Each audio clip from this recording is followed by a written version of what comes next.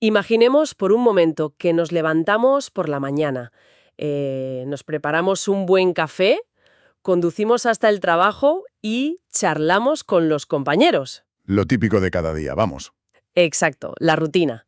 Pues de repente alguien nos dice que llevamos profundamente dormidos todo este tiempo. Menudo bofetón de realidad. Totalmente. Nos dice que todo lo que consideramos nuestro estado normal de vigilia no es más que una ilusión inmensa, vamos, un sueño continuo, con los ojos bien abiertos. Y eso choca muchísimo con cómo nos percibimos, claro.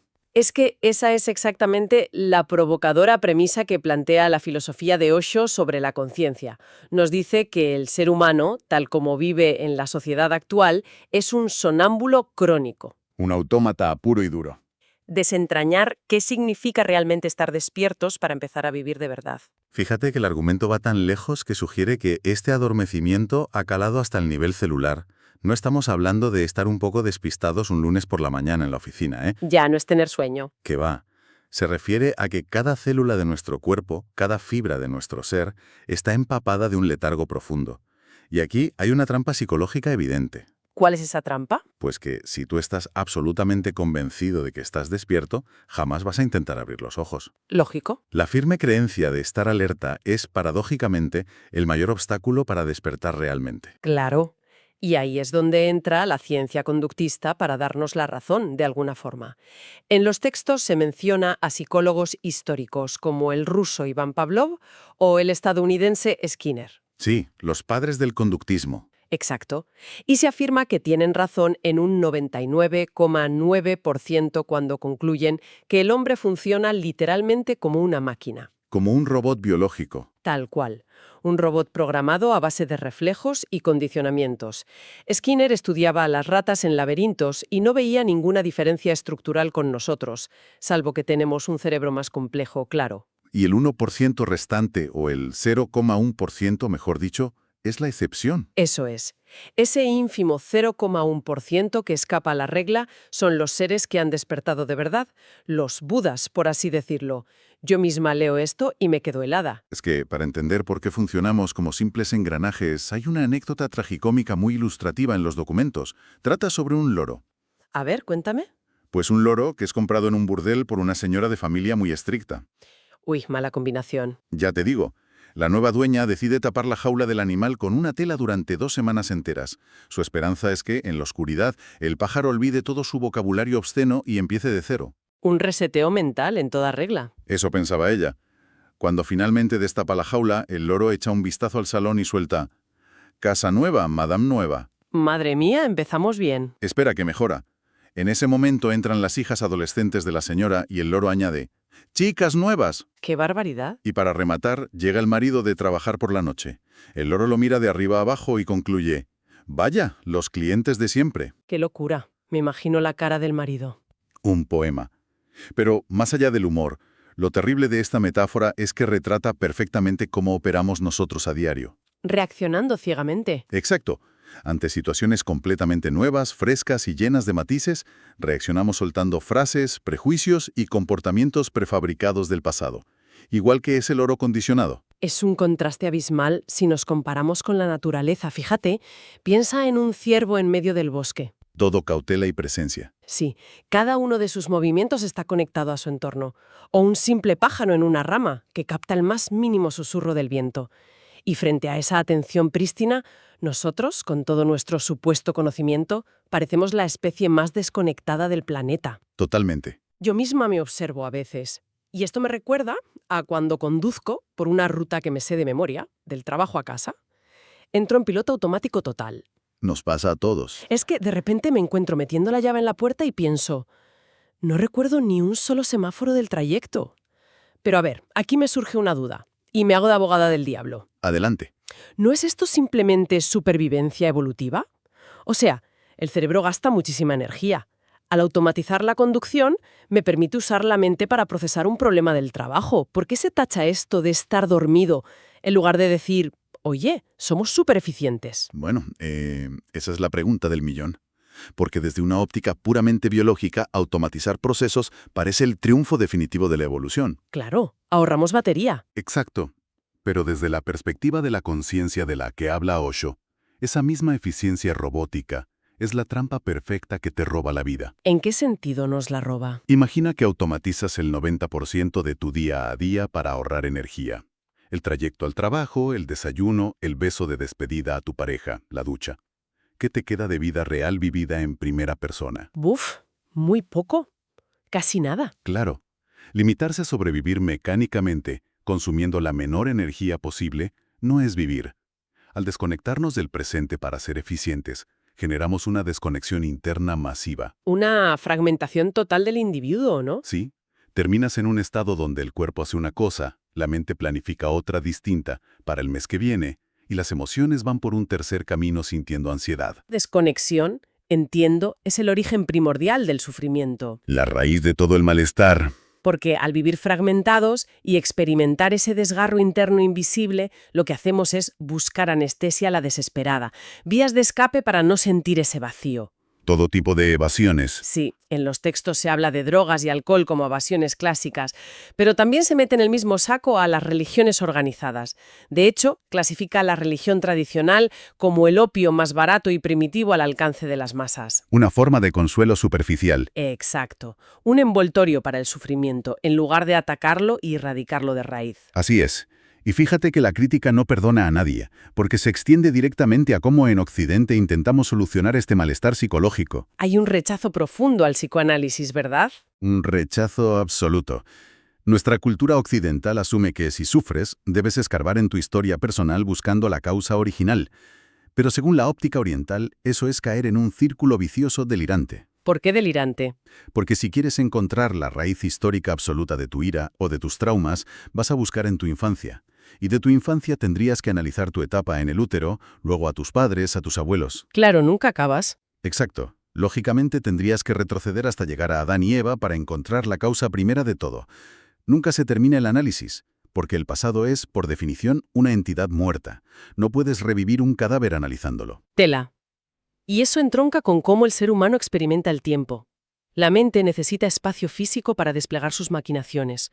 Por eso habita siempre de forma cómoda en el pasado, que es pura memoria, o en el futuro, que es pura imaginación. Y ansiedad pura también. Ya te digo. Pero la mente pensante no cabe en la puerta estrechísima que conforma el momento presente, en el ahora inmediato.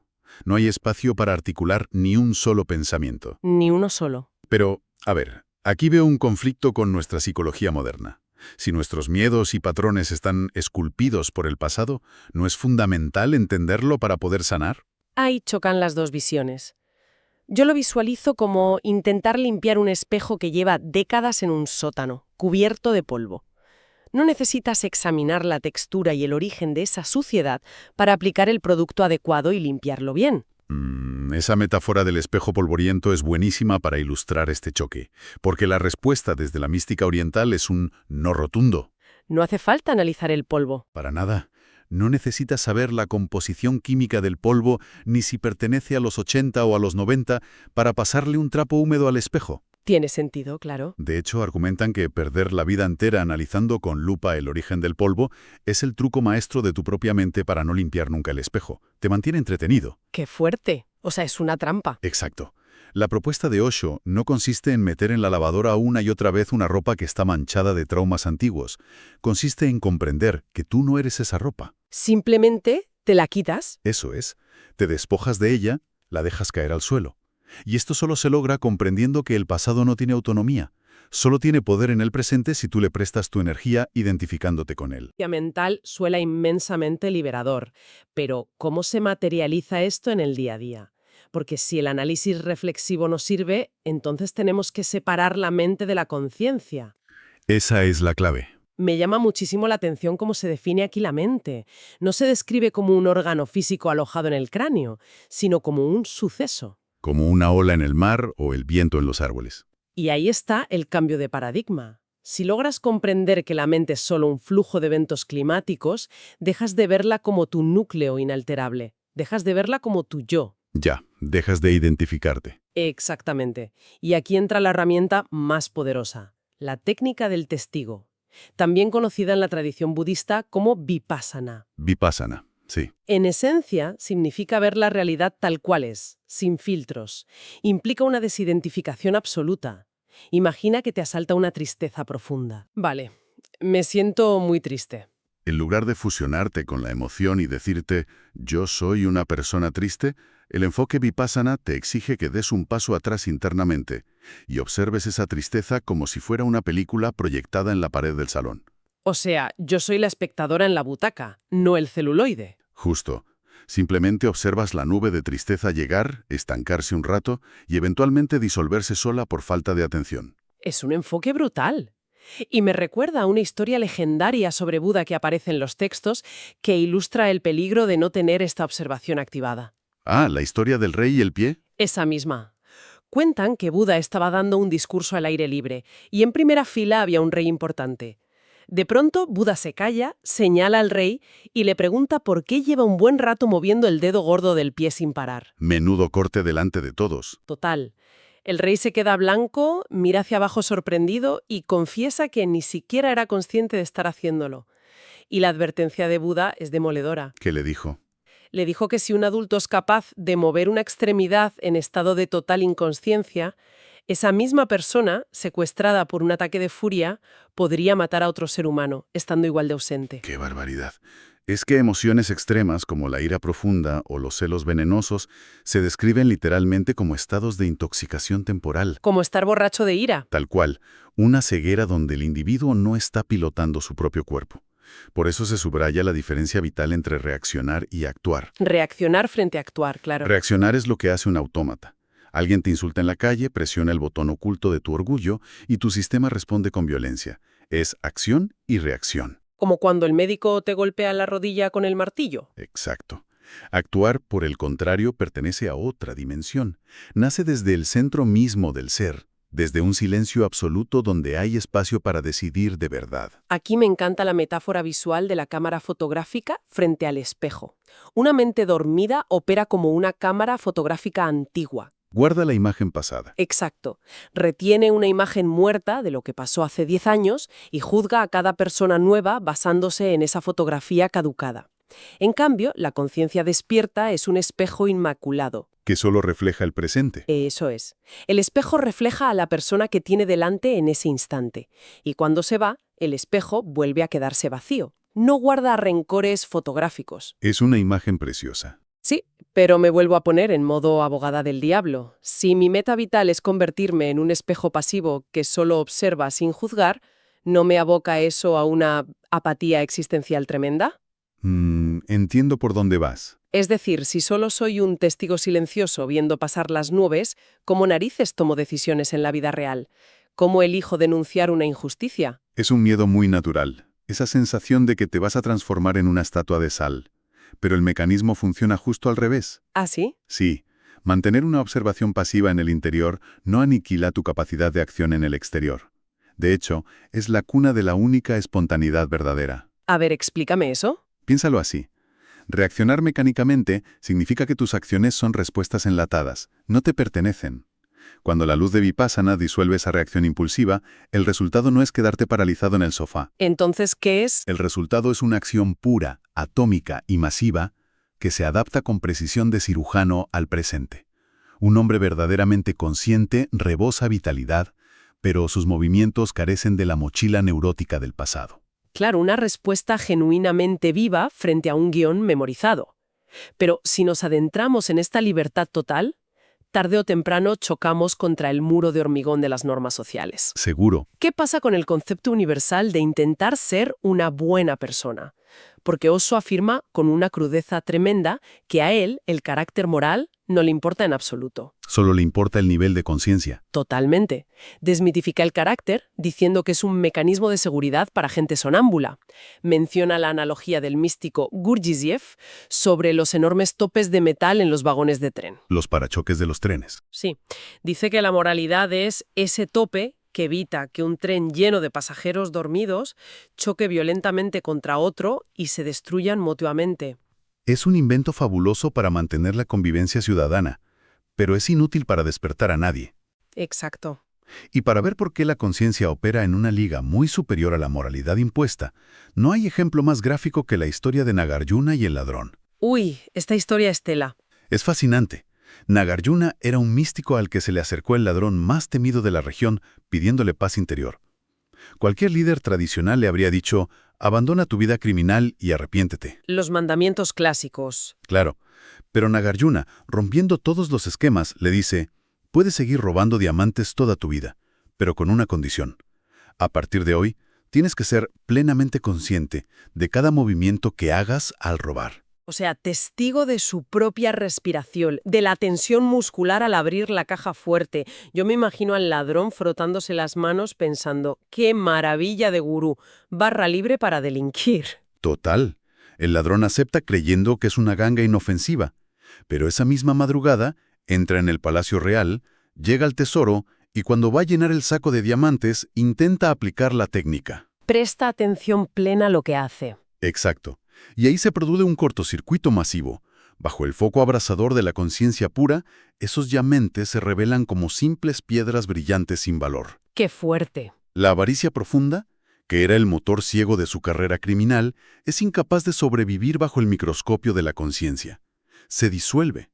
El impulso se desvanece y sus manos se paralizan. Claro, no puede robar. Literalmente, vuelve al bosque y le reprocha al maestro, «Me has arruinado la vida. Si mantengo la conciencia, no consigo mover un dedo para llevarme el botín». Me sigue pareciendo tremendo pensar que pilares como la moralidad tradicional se describan casi como camisas de fuerza.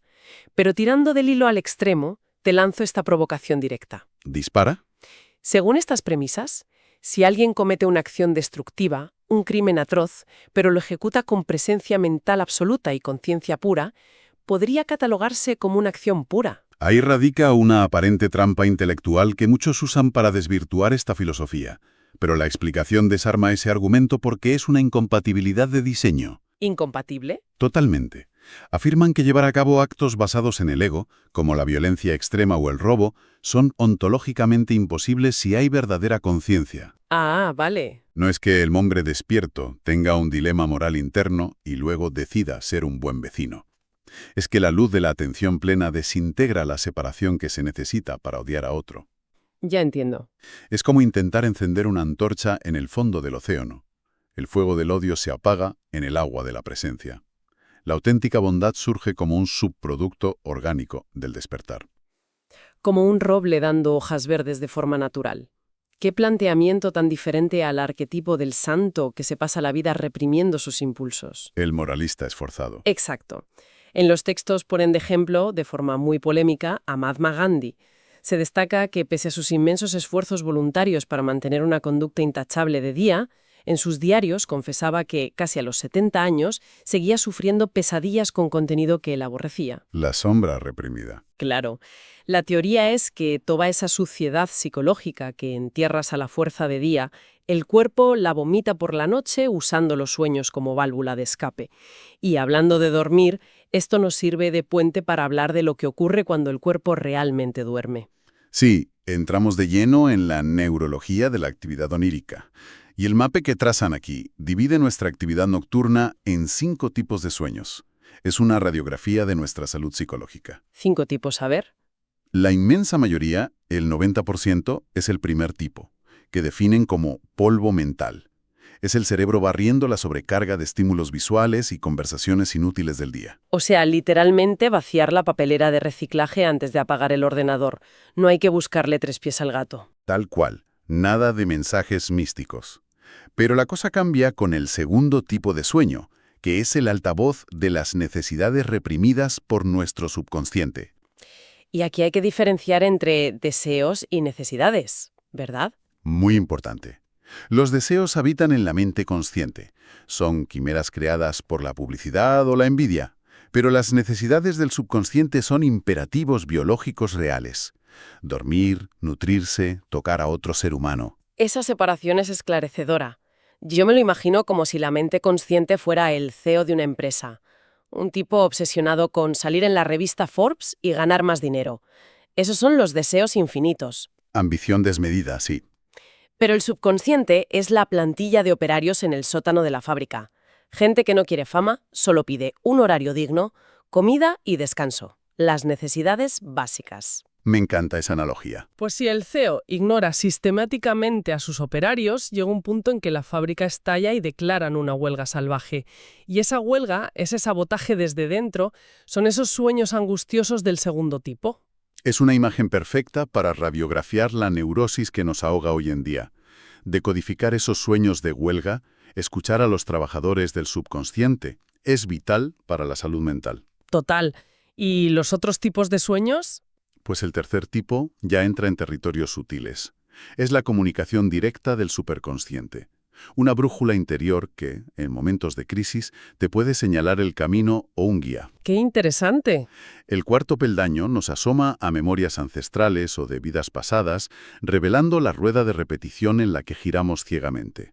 Y el quinto tipo, el más raro, es la capacidad de tener vislumbres cristalinos de eventos del futuro. Es todo un ecosistema interno. Y analizarlo pone sobre la mesa una conclusión rotunda: la necesidad de equilibrar nuestra vida. Se rechaza el extremismo de irse a una cueva en el Himalaya. Exacto, hay que armonizar. Utilizan la imagen de las dos alas de un pájaro. Definen al ser humano equilibrado como aquel que domina el arte de caminar por el ruido caótico del mercado para ganarse el pan. Y luego puede retirarse al silencio interior. Sí, al monasterio interior.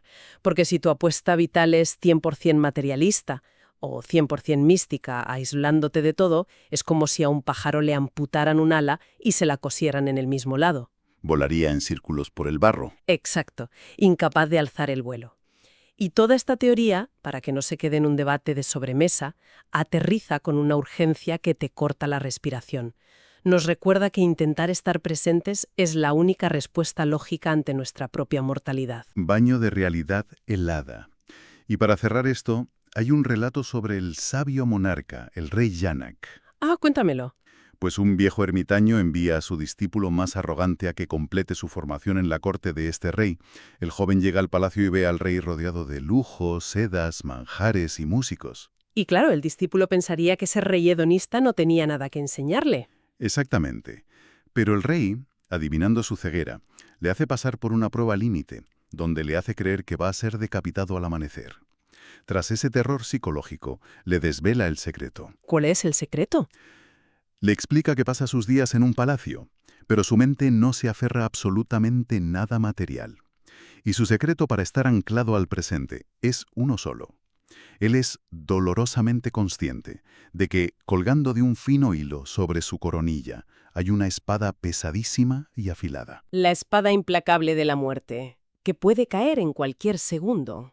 Caminar por la vida sintiendo el roce de esa hoja, sabiendo que el hilo puede partirse en tu próxima exhalación, aniquila cualquier tentación de fantasear con el mañana. Porque postergar la vida verdadera para el futuro es el crimen más imperdonable que podemos cometer contra nosotros mismos. La mente siempre nos jura que la felicidad llegará mañana, cuando paguemos la hipoteca o en la jubilación. Pero el mañana jamás llega. Nunca. El presente, por muy incómodo que sea, es el único lugar donde la vida tiene lugar. Y esto me aboca a una última reflexión que resulta inevitable, ¿eh? Te escucho. Si observo este mundo hiperconectado y estresante, donde cada pantalla, notificación y algoritmo compite ferozmente por secuestrar nuestra atención, una sociedad que nos empuja y presiona para reaccionar a cada segundo, indignarnos y producir sin descanso, Totalmente. pues empiezo a sospechar que el acto de rebeldía más profundo y antisistema de hoy en día no es salir a gritar a la calle ni pelearnos en Internet.